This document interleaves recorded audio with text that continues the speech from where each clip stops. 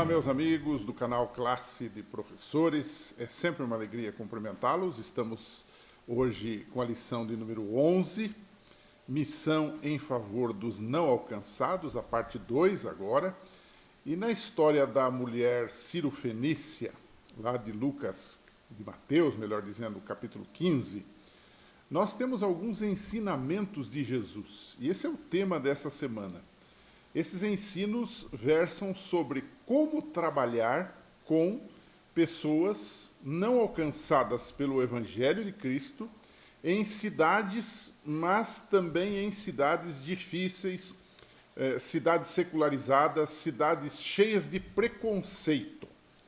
Como quebrar isto e como fazer uma obra efetiva de evangelização nesses lugares. Primeira constatação que nós temos na lição dessa semana, e que é a constatação bíblica, é que Deus quer salvar a todos. Nós sabemos disso.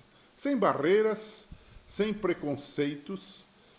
O maior exemplo disso é a própria obra de Jesus.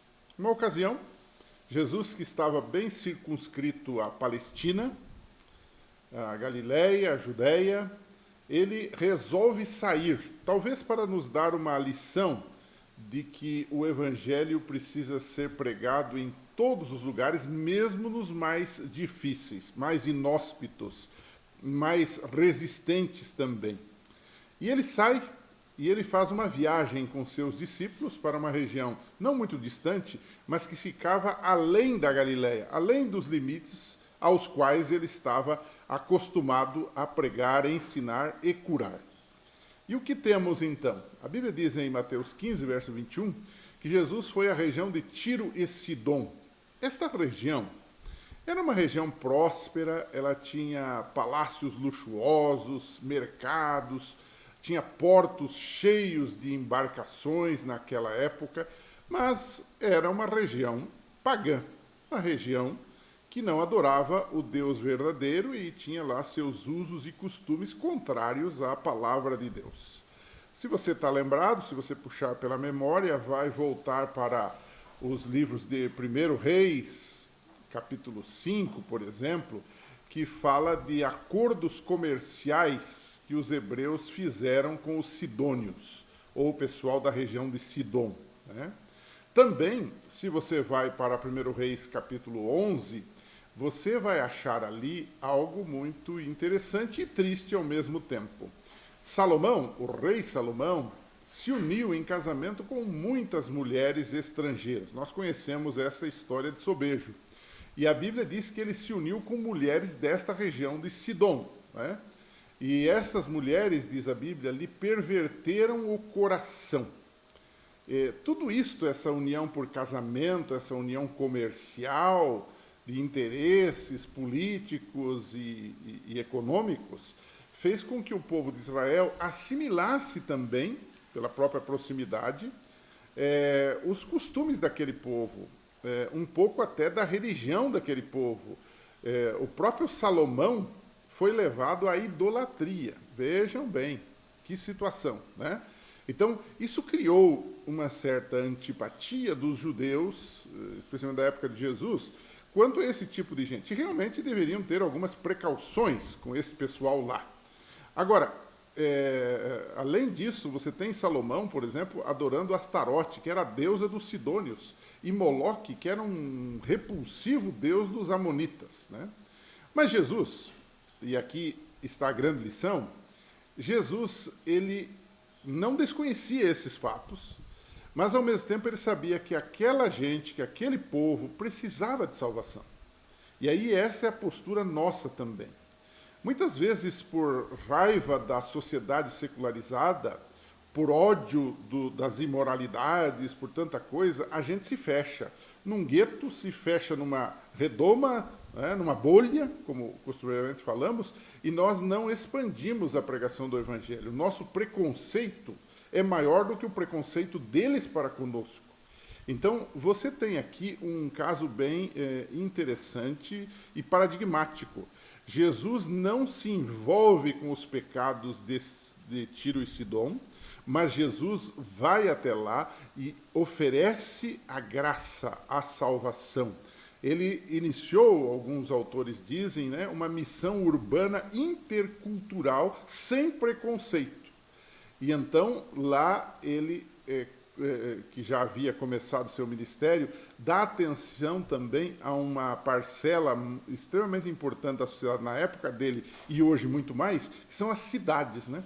Ele vai àquelas cidades que tinham uma certa população, que tinham uma economia pujante, que tinham divertimentos mundanos e uma série de coisas, e ali ele prega o Evangelho. Jesus andava, diz a Bíblia, por todas as cidades e povoados, né, daquela região, ensinando nas sinagogas, anunciando as boas novas do reino, e a Bíblia diz em Mateus 9,35, curando toda sorte de doenças e enfermidades. Então, você tem aqui a base para a discussão da lição dessa semana.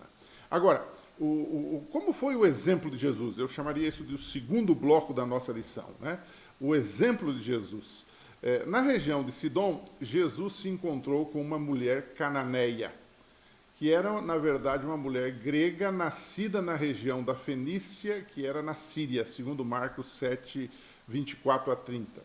O que interessa é que a filha dessa mulher estrangeira estava endemoniada em casa. Ela, então, clama por cura, por ajuda. Mas é interessante que Jesus, aparentemente, a despreza, dizendo o seguinte: não é certo, mulher, a gente tirar a comida das crianças da casa e jogá-la aos cachorrinhos, aos cachorros. Marcos 7, 27. E a mulher responde num tom interessante para Jesus. Ela disse: Senhor, é verdade o que o senhor está falando. No entanto, disse ela, num ato de humildade, ela disse: no entanto, até os cachorrinhos ou os cachorros debaixo da mesa comem as migalhas dos pratos dos filhos. Marcos 7, 28. E então, aí a gente percebe que ela era uma pessoa destemida e ela tinha interesse de ver sua filha liberta. E, logicamente, a gente entende que Jesus estava fazendo aqui uma comparação entre os gentios e os judeus. Os cachorros aqui eram os gentios, e os que derramavam pão, serviam pão, eram os judeus. Então, eles tinham um preconceito muito grande, a ponto de chamar os gentios de cães, de cachorros, né? E então, o que acontece nesse contexto, né? Os próprios discípulos, né, mantendo o seu preconceito, eles queriam mandar a mulher embora. No livro Desejado de Todas as Nações, na página 316, há um comentário interessante que diz que toda essa conversa de Jesus com a mulher, aparentemente dificultando as coisas, só aparentemente, Jesus queria dar uma lição. Ele queria impressionar os discípulos sobre a maneira como os judeus tratavam os gentios. Ele queria, em outras palavras, quebrar o preconceito. Então, a Bíblia diz que Jesus atendeu o pedido da mulher, o demônio foi expulso. E a gente aprende com Jesus uma opção de coisas, algumas nós até já vimos, né? Mas a primeira delas é que ele quer salvar a todos, e não devo ser eu ou você que venha a impedir isto, né? Nós precisamos deixar de lado, portanto, o nosso nacionalismo, né? Aqui no Brasil nós não temos tanto problema nesse sentido, mas em outros países do mundo isso é muito comum. As pessoas não querem se misturar com gente de outra nação, de outra raça, há um preconceito e às vezes até um ódio racial aí, né? Então nós precisamos deixar de lado o que chamam de nacionalismo, o preconceito, a intolerância também com quem não é da nossa religião ou com quem não professa religião nenhuma, né? O pressuposto maior da pregação do Evangelho, de ser um missionário, é justamente o amor pelas pessoas e o respeito pelas pessoas. Isso não quer dizer que eu vou fazer as coisas erradas, vou praticar as coisas erradas que eles praticam, mas devo respeitar essas pessoas e dar a eles a liberdade de agir, né? O caso de Jesus com a mulher Sírio-Fenícia, e também o caso de Pedro, você está lembrado lá de Atos 10, aquela história do lençol, onde Pedro vai falar com Cornélio, e Pedro diz que Deus não faz acepção de pessoas, que a todos deve ser oferecida a oferta da graça de Deus, a salvação em Jesus Cristo. Devem ser assuntos ou histórias, né, que nos ajudem a como lidar com esses casos, né? Agora, para a gente terminar a lição dessa semana, no assunto da mulher, o que impressionou foi a fé. E aí eu faria uma pergunta aos meus alunos da unidade da Escola Sabatina. O que Jesus, de fato, quer dos seus seguidores? Há muita gente que às vezes acha que Jesus quer dinheiro. E Jesus quer que eu use a minha influência, a minha fama. Ele quer que eu use a minha influência para a pregação do Evangelho. Mas o que mais impressiona Jesus? Fé é o que mais impressiona Jesus. Aquela mulher teve fé. Há uma outra história bíblica também que demonstra isso, que é o caso do oficial romano, né, que teve o filho curado à distância, né, por crer em Jesus. Né? E há uma declaração de Mateus 8,10, nessa história lá do filho do centurião, do oficial romano, que teve o filho curado, né? E que diz o seguinte: quando Jesus ouviu isso, ficou admirado e disse aos que o seguiam: eu lhes digo a verdade, jamais vi fé como esta em Israel. Mateus 8, verso 10. Sabe o que isso significa? Que só há 2 vezes que a Bíblia fala sobre Jesus se admirando de alguém. 2 vezes. Nós sempre nos admiramos de Deus, das suas obras criadas, do seu amor, da sua salvação, da sua justiça, de tudo mais. Agora, do ponto de vista de Deus para com o ser humano, só há 2 passagens bíblicas que falam de admiração. E uma delas, Jesus se admirou da incredulidade dos judeus da sua época. E a outra é essa que eu acabei de citar, de Mateus 8, onde Jesus se admira da fé, onde ele diz assim: eu jamais vi uma fé como esta em Israel. Portanto, o que Deus quer de nós, o que Jesus quer dos seus seguidores é fé. Aquela mulher exerceu fé, a Ciro Fenícia, e também o oficial romano que teve o filho curado por Jesus. Pensemos um pouco nisso, conversemos com os nossos alunos um pouco sobre isso e, acima de tudo, exerçamos esta fé que agrada e que